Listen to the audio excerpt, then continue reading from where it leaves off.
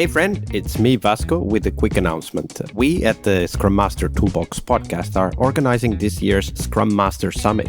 For tickets and details on the summit, check out the URL bit.ly/SM Summit 22. All one word, SMSUMMIT 22. And now, on to the show. Hello, everybody. Welcome to our Wednesday, the Leading Change episode this week with Jeroen de Jong. Hi, Jeroen. Welcome back. Hello, Vasco. So, Jeroen, on Wednesdays, we want to dive into the murky waters of change. Some people call it change management. I prefer to call it change leadership because we as Scrum Masters are working with change all the time. And we do need to help people kind of navigate and survive and thrive in that changing environment that we work within. So let's dive into one of those stories that you participated in, a process of change that you went through, and walk us through that process, step by step, but also highlight for us some of the tools, the tips, the tricks, and the techniques you learned back then that you still apply today.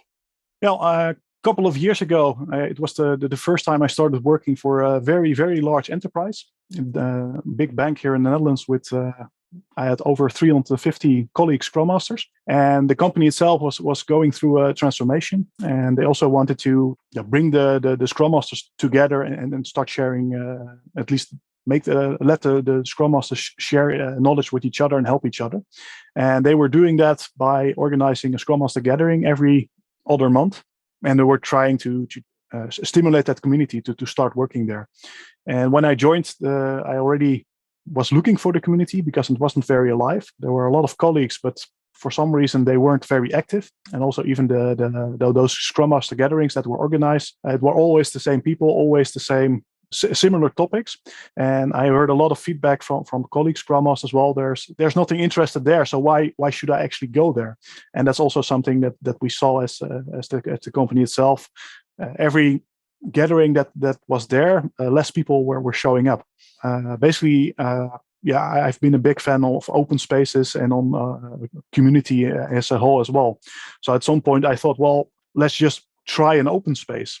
And I was new in the company, so I wasn't sure if I was allowed to organize it. But I just reached out, well, can I do something? And that was, well, sure, just go for it. Here's a list of all the attendees that you can get. And there's a Slack channel where you can get things in.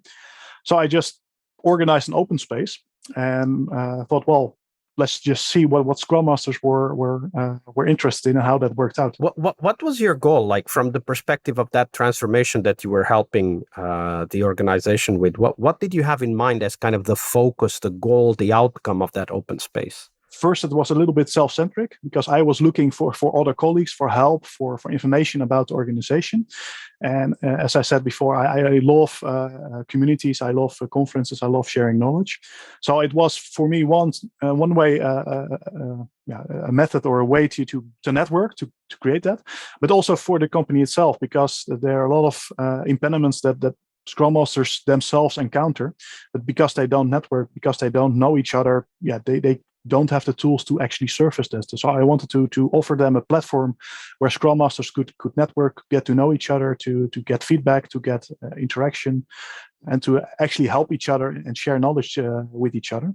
And through open space, I was hoping that it would at least offer everybody a chance to get something there, because I'm not sure if all the listeners are familiar with the concept of an open space, but it's basically pretty simple. You organize the time slots. So, for instance, 2 hours, and everybody in there is asked to: is there anything that you want to talk about? Is there anything you want to share?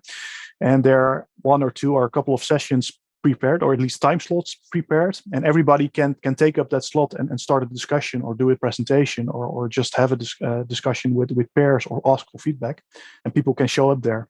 And how I set it up back then was pick the concept of an open space, but also have some predefined slots that we could use to advertise the open space with.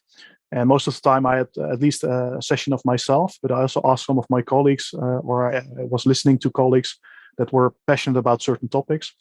And we just picked some of those topics, and we had 2 or 3 sessions that were pre-advertised. Well, come to our open space. These are at least 3 topics that will be discussed. Kind of seeding the conversation, right? Seeding the conversation. And if there's nothing of your liking there, come anyway and just start that conversation about your topic. And when we started doing that, it's the first couple of times the number of people showing up were still pretty low. But after half a year, more and more people were getting interested. We're starting to communicate. We're starting to connect there. And after a year, I actually left the company, and I was still the organizer. But I just put a message in there, who wants to pick up from here? And as I understood right now, people are still organizing that in a bi-monthly fashion. And it started to actually boost that community and started to live there. And I think this also highlights a very important tool that we have. I mean, in the past, we've talked about creating like this change coalition, right? Like the small group that helps push change forward. But one of the things that this does, and you talked about it, is the role of community. It highlights how important it is to focus on creating that, not only that small coalition of people that want to lead the change, but also to kind of grow that impetus, that direction, that momentum of change by organizing different events. I remember that Jason Little gives the example of starting a lean coffee session, just like a little bit like you, kind of guerrilla style, right? Like just put a piece of paper on the elevator and say, hey, at this time, this place, we're going to have a lean coffee. Come over and talk about all things Agile or whatever that might be. Because one of the things I was listening to a meetup with Scott Seavright just yesterday as we are recording this, and he was talking about the importance of having community as kind of a source of resilience within an organization, right? Because all changes will face obstacles, will reach difficult points. And if you have a community that is driving that, there's more resilience, there's more opportunity to overcome that challenge and that obstacle. Yeah, it's all about connecting people, and you always need a couple of people that need to take that first step, or need to pull the rope, or how do you call that in English?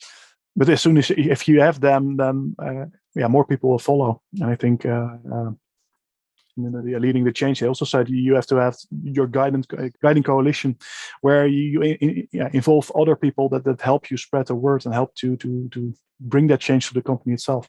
Absolutely. It's a great example also about how you can then pass on, right? Like that when you had to leave, then you just ask people, and some people took on the responsibility and organized that because they had experience, they had felt the value of it, and of course they had more experience, they knew how to do it as well. And that's also a very important element in keeping change going, right?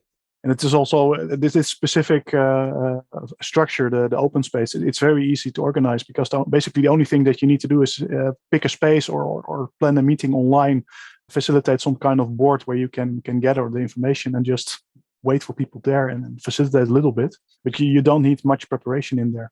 Yeah, we'll put a link on the show notes to Jeff Campbell was here on the podcast talking about how they organize that, like the logistics, the process of how to organize the open space also online. So I'll put that up on the show notes for people to go and read through and listen to that episode as well. So thank you very much, Jeroen. Yeah, you're welcome. Hey friends, it's Vasco again, now with a bit longer announcement. I'm part of the team that is behind the Global Scrum Master Summit, the conference dedicated to the Scrum Master role. If you're a Scrum Master, the Scrum Master Summit is the place to learn, to share, and of course to meet new friends. We will have lots of live sessions where you can meet and network with other Scrum Masters from the whole globe. So make sure you check it at bit.ly/SM Summit 22. We have several amazing keynotes and 7 tracks that feature people like you and of course thought leaders sharing their insights, their knowledge, and helping you become an awesome Scrum Master. You can check out all of the details of the summit, including the keynotes announced, the track chairs, and much more at bit.ly/SM Summit 22. That's all one word. That's bit.ly/SM SUMMIT and the numeral 22. I'll see you on the conference floor.